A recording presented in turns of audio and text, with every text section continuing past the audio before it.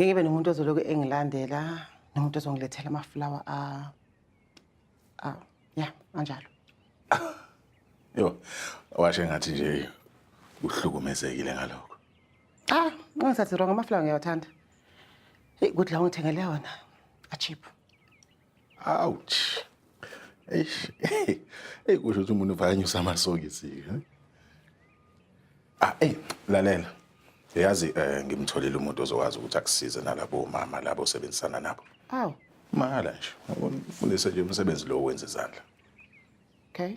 Kahle kahle ethi ngimfonele. Okay. Yes. Ngazi ngikhohlwa njani ukutshela. Sengimtholile vele. Asikese. Okay. Hayi no, kusho ukuthi ke ithuba lami ke lokuthi nje ngimpress ukuthi ngibone lenhliziyo yakho.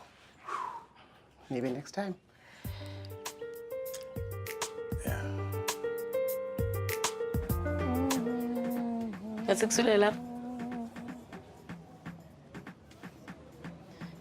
Hawu, sosebenze kangaka. Hayi bo hlezi ngisize nawe. Into encane ngabilene lese. Amaphupho aphelile. Yabona nawe ngilale njengengane. Yabo umthandazo upowerful wangampela. Praise God. Praise God. Yabona manje kumele sithandaze. Siqhubeke nje sithandaze ukuthi lamaphupho angabuyi. Ya kufanele indlela ngihlukumeze ngayo. Yazini. Lento le calls for a celebration. Yani? Asambe ketwe. Siyobuya movie. Ngingathanda mfethu but umuntu la complainela ukuthi ngiyamziba so nje. Lava ave befana. Nomxolisi naye uthi akimnakekela. Kodwa phela ngeke sizwe ngabo. Sobambisa inkani. Usho into efana ne double date?